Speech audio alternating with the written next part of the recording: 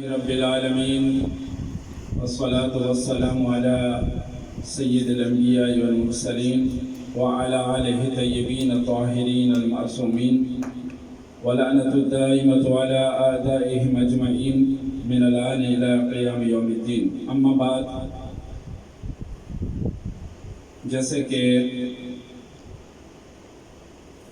درس عقائد امامیہ میں بحث چل رہی تھی، ناظرین حضرات سماعت فرما رہے تھے، عقائد امامیہ میں اصول دین جن پر اتفاق ہے وہ 5 ہیں: توحید، عدل، نبوت، امامت اور قیامت. تو 2 درس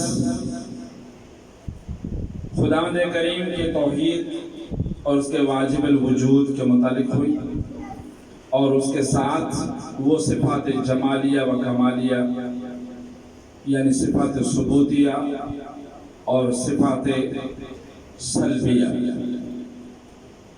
مختصراً و اجمالاً ان کا تعارف کرایا. اور آج جو درس تیسرے مرحلے میں جا رہا ہے وہ یہ ہے کہ خداوند کریم کے لیے عدل کا ثابت ہونا، کہ وہ عادل ہے. یہ وہ صفت ہے خداوند کریم کی. سید عبداللہ شبر فرماتے ہیں کہ العدل بہ یتم توحید وتتوقف علیہ سائر الاصول من النبوت والامامت والمعادل. یہ عدل وہ صفت ہے جس کے ذریعے سے توحید تام ہو جاتی ہے، اور تمام باقی اصول جو ہیں جیسے نبوت ہے، امامت ہے اور معاد ہے، یہ اس عدل کی صفت پر ہی متوقف ہیں. یہ صفت کمالیہ میں سے ہے یا جلالیہ میں سے ہے، یہ فرق نہیں پڑتا، لیکن خداوند کریم ایسا عادل ہے انہ حکیم لیس بظالم، وہ ایسا حکیم ہے جو کبھی بھی ظلم کرنے والا نہیں ہے. تو بالاختصار عدل خداوند کریم کے لیے وہ اعتقاد رکھنا ہے کہ خداوند کریم اپنی مخلوقات میں عدل کرنے والا ہے اور ان پر ظلم کرنے والا نہیں ہے. یعنی نہ وہ فعل کبیح کو انجام دیتا ہے، نہ ہی وہ فعل کبیح کو انجام دینے کے لیے حکم کرتا ہے، نہ ہی وہ فعل جو لازم اور ضروری ہو اسے وہ خود ترک کرتا ہو، اور نہ ہی وہ ترک کرنے کے لیے اجازت دیتا ہو. یعنی تمام احکام انشاءاللہ وہ بات واضح ہوگی کہ تمام احکام جن کے لیے خداوند کریم نے حکم فرمایا ہے، یا اس کو انجام دینے کے لیے حکم فرمایا ہے یا ان کو ترک کرنے کے لیے حکم فرمایا ہے، تو ان کے لیے مصالح و مفاسد ہیں. کوئی مصلحت ہے، ایسی مصلحت جس کے لیے خداوند کریم نے حکم کیا ہے کہ یہ فعل انجام پانا چاہیے اس مکلف سے، تو حکم دے دیا کہ اسے انجام ہونا چاہیے.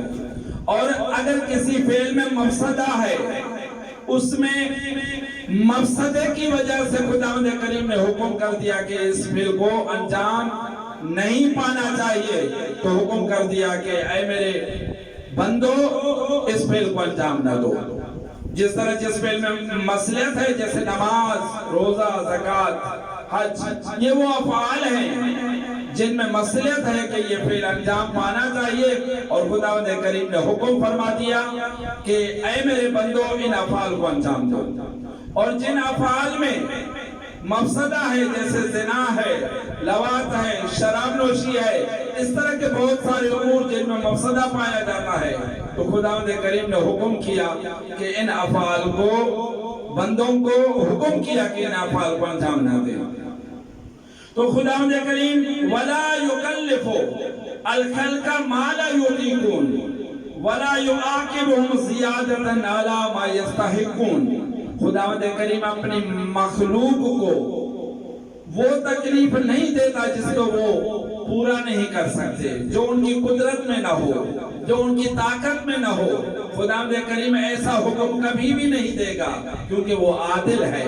وہ دیکھ رہا ہے کہ یہ ان کی تکلیف سے، ان کی قدرت سے بالا تر ہے، تو خداوند کریم ایسا حکم نہیں دیتا کہ مکلف اسے انجام نہ دے سکے. اسی طرح وَلَا يُعَاقِبْهُمْ زِيَادَةً عَلَى مَا يَسْتَحِقُّونَ، جس کے وہ مستحق ہیں اس سے زیادہ خداوند کریم اسے سزا نہیں دیتا. جتنا اب اس گناہ میں مبتلا ہوا ہے اور اس گناہ کی سزا ہے، اتنی ہی سزا دے گا جتنا وہ مستحق ہے، اس سے زیادہ خداوند کریم نہیں دے گا. تو عزیزان گرامی اس پر کیا ادلہ ہیں؟ تو خداوند کریم عادل ہے، اس پر بداحت عقل دلالت کرتی ہے کہ عزیزان گرامی، اور نقلی دلیل بھی ہیں کتاب میں سے، سنت میں سے. تو خداوند کریم عادل ہے، اور ایسا عادل ہے کہ کبھی بھی کسی بندے پر ظلم کرنے والا نہیں ہے. تو آ جائیں عزیزان گرامی، کچھ ابحاث اس میں ذکر کرتے ہیں. ان میں سے بحث یہ ہے کہ خداوند کریم فعل قبیح کو کبھی بھی انجام نہیں دے سکتا، کیونکہ وہ منزہ و پاک ہے. ان اللہ تعالی لا یفعل القبیح ولا یترک الواجب. خداوند کریم فعل قبیح نہ انجام دیتا ہے اور نہ ہی واجب کو ترک کرتا ہے، نہ ہی اس فعل قبیح کو انجام دینے کا حکم دیتا ہے، نہ ہی اس واجب کو ترک کرنے کا حکم دیتا ہے. کیوں؟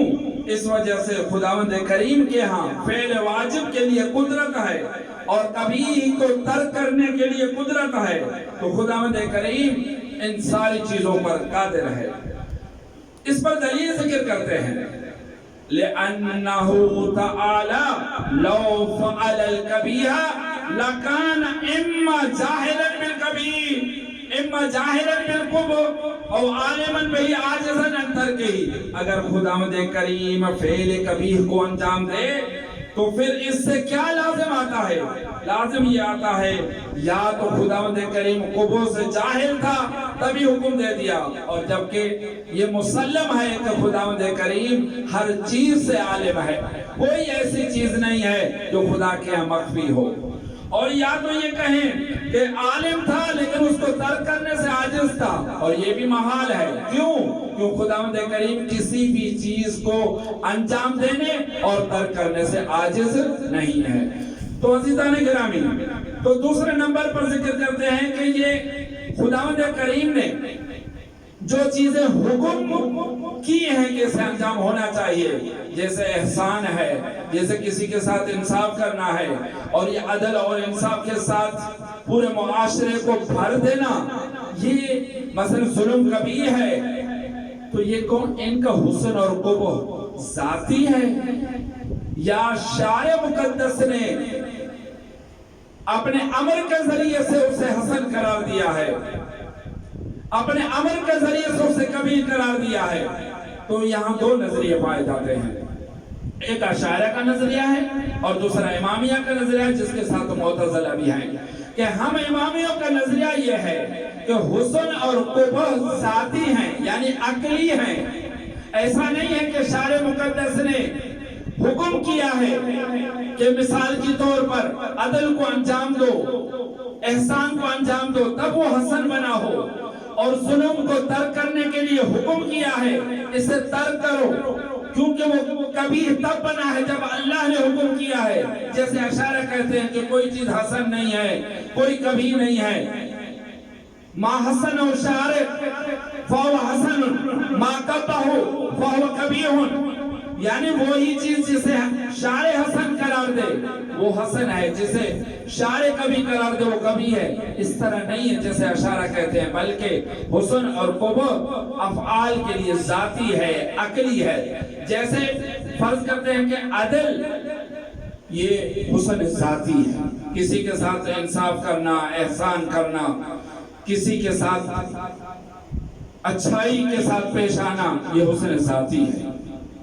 مثال کے طور پر صدق، سچی بات کرنا، صادق ہونا، لیکن وہ صدق جس میں نفع ہو، وہ کذب جس میں نقصان ہو۔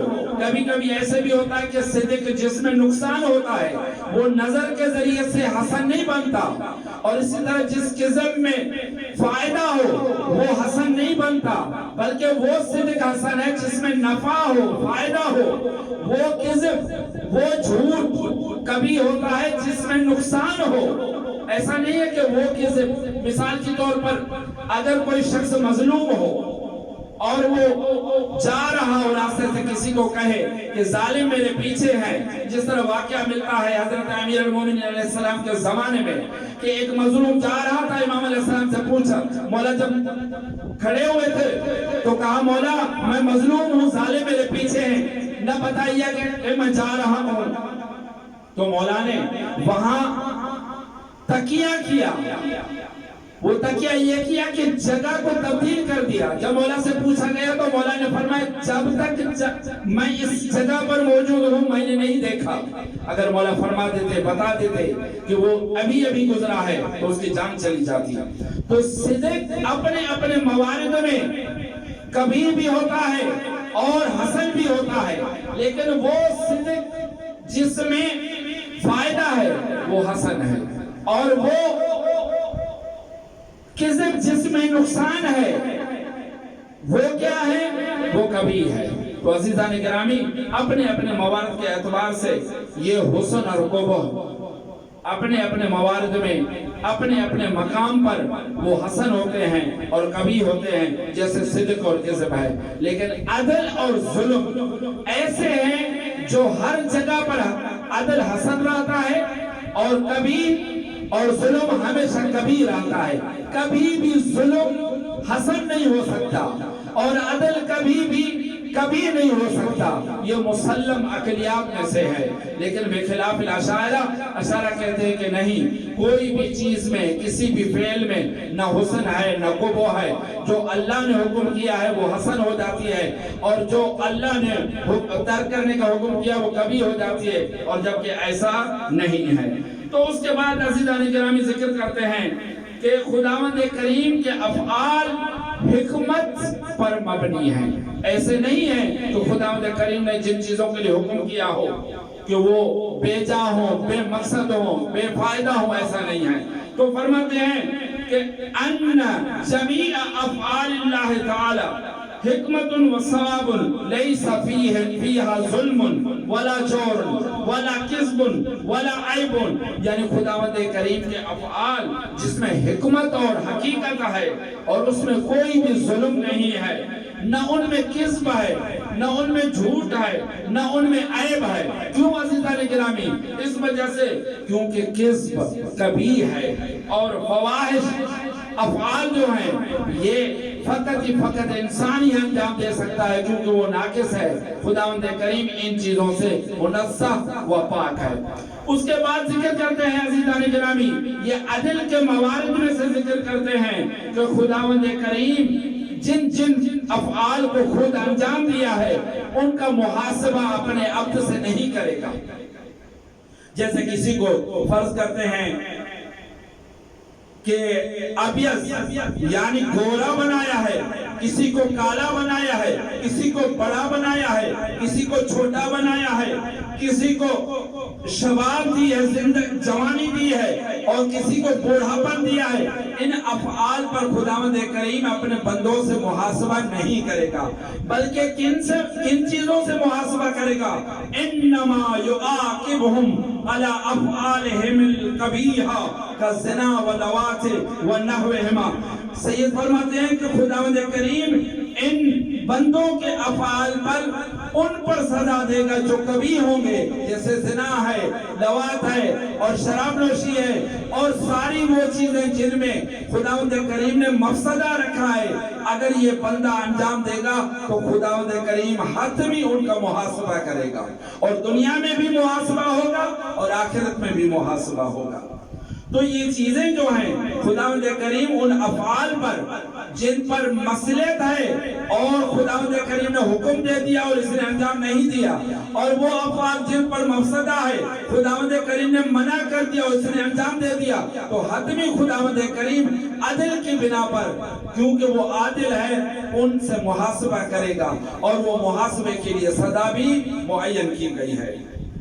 اس کے بعد ذکر کرتے ہیں 5ویں نمبر پر افعال اللہ تعالی معللۃ بالاغراض، خداوند کریم نے جو بھی افعال انجام دیے ہیں ان کے پیچھے اغراض ہیں۔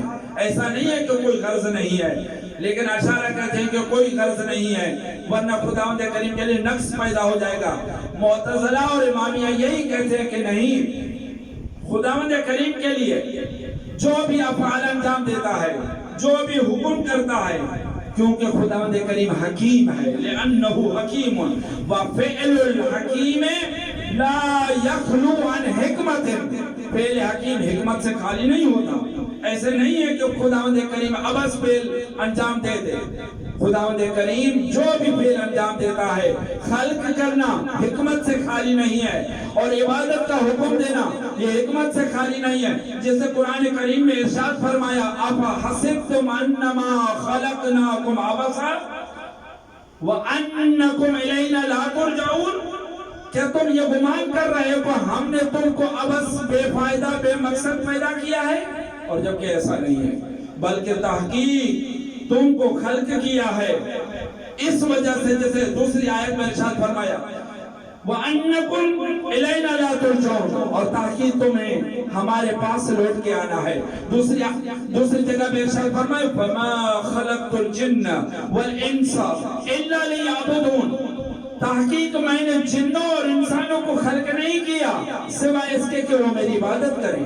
تو یہاں مقصد بتلا دیا کہ میں نے انسان کو اور ان جنوں کو، ان تمام مخلوقات کو ایک مقصد کی خاطر پیدا کیا ہے، اور انسان اور جنوں کا مقصد بھی بتلا دیا کہ اے انسان اے جنوں، میں نے آپ کو اپنی عبادت کے لیے خلق کیا ہے۔ وَمَا خَلَقْتُ الْجِنَّ وَالْإِنسَ إِلَّا لِيَعْبُدُونَ، تحقیق میں نے جنوں اور انسانوں کو اگر خلق کیا ہے تو وہ اپنی عبادت کے لیے خلق کیا ہے۔ تو یہ دلیل کافی ہے، دلیل نقلی ہے کہ خداوند کریم نے جو بھی احکام، جو بھی فرض کرتے ہیں، اس نے کوئی ایجاد کیا ہے، کوئی اپنے افعال کو ایجاد کیا ہے، چاہے وہ انسان ہو خلقت کے ذریعے سے یا کوئی اور افعال ہو، ان کے پیچھے اغراض ہیں، غرض ہے۔ یہ دلیل نقلی ہے، اور دلیل عقلی بھی یہی بیان کرتی ہے کہ اگر خداوند کریم کسی چیز کو عبث پیدا کر دے تو پھر کیا ہوگا؟ یعنی عبث خداوند کریم کیسے اس فعل کو انجام دے؟ کیونکہ عبث خدا سے صادر ہی نہیں ہو سکتا۔ کیوں نہیں ہو سکتا؟ اس وجہ سے کیونکہ وہ عبث فعل سے پاک ہے، وہ کوئی بھی ایسا فعل انجام نہیں دیتا جس میں حکمت نہ ہو۔ تو عزیزان گرامی، تو افعال اللہ تعالی معللۃ بالاغراض، اغراض کی وجہ سے ہیں۔ ایسا نہیں ہے کہ خداوند کریم کوئی چیز پیدا کر دے، کوئی چیز خلق کر دے اور اس کا کوئی غرض نہ ہو۔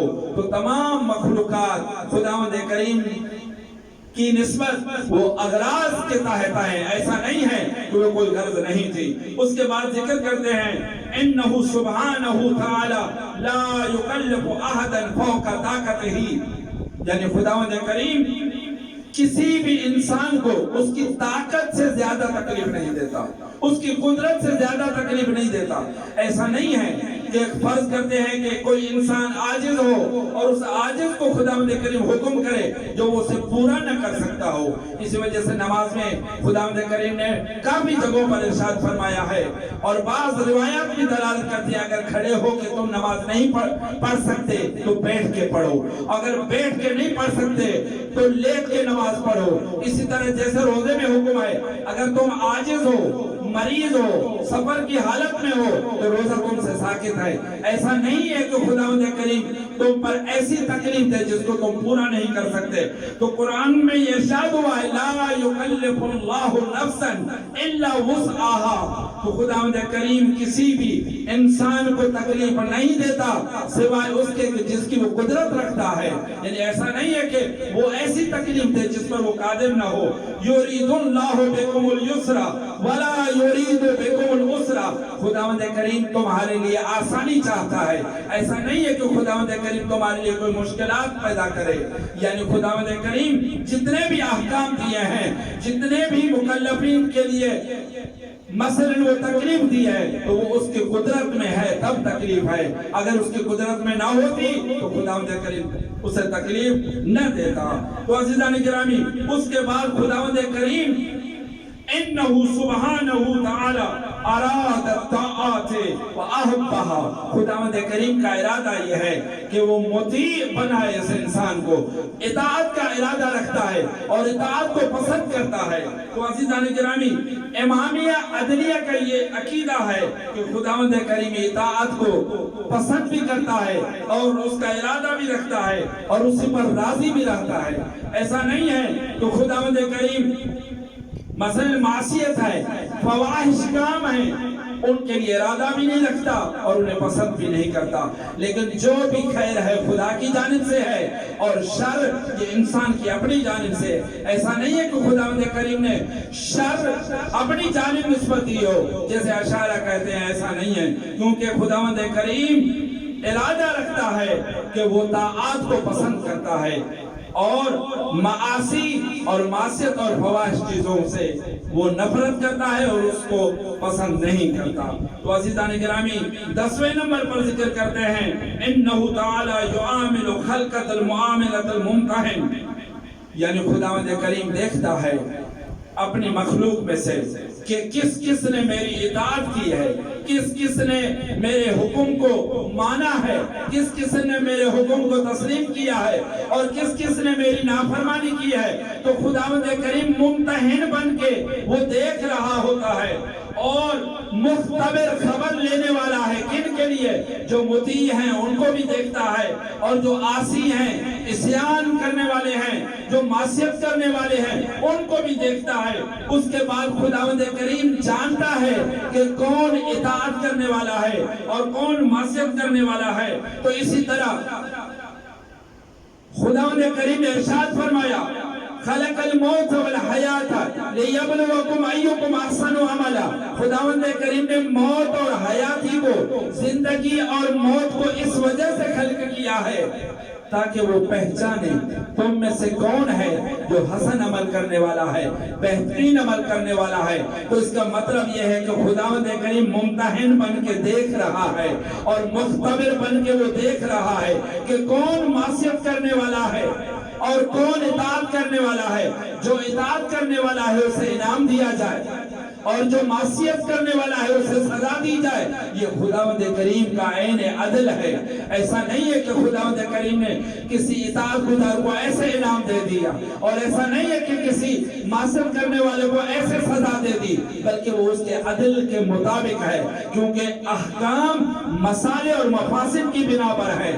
جس میں مصلحت تھی تو خداوند کریم نے حکم کیا اور جس میں مفسدہ تھا وہ خداوند کریم نے اس کو منع کرنے کا حکم دیا۔ اور جو بھی انسان اس راستے پر چلے گا، یعنی جو اطاعت کرے گا اسے انعام دیا جائے گا، اور جو معصیت میں مبتلا ہوگا تو حتمی خداوند کریم کی جانب سے اسے عقاب ہوگا اور اسے سزا دی جائے گی۔ اس کے بعد عزیزان گرامی، اس بحث میں قضا اور قدر کی بحث شروع ہو جاتی ہے اور جبر اور تفویض کی بحث شروع ہو جاتی ہے، لیکن ہم امامیوں کے نزدیک لا جبر ولا تفویض، الامر بین الامرین کے قائل ہیں، لیکن اس کے لیے ہمیں مختصر سا ایک درس چاہیے، اور جبکہ ہمارے پاس اتنے وقت کی گنجائش نہیں ہے تو ہم یہاں اس بحث کو تمام کرتے ہیں۔ اور یہ ہم ناظرین اور سامعین کو گزارش کر چکے ہیں کہ یہ جتنی بھی عقائد کے درس چل رہے ہیں وہ اختصاراً و اجمالاً تعارف کرایا جا رہا ہے، تفصیلاً ایک ایک بحث کے لیے تفصیلی ایک دورہ چاہیے، اس کے لیے وقت کی گنجائش چاہیے، اور جبکہ ہمارے پاس وقت کی گنجائش نہیں ہے، اس وجہ سے ہم اختصاراً و اجمالاً ان ابحاث کو سامعین کی خدمت میں پیش کر رہے ہیں۔ انشاءاللہ تعالی اگلی بحث جو آئے گی وہ نبوت اور امامت پر ہوگی، اور اس کے بعد معاد پر بحث ہوگی۔ والسلام علیکم ورحمۃ اللہ وبرکاتہ۔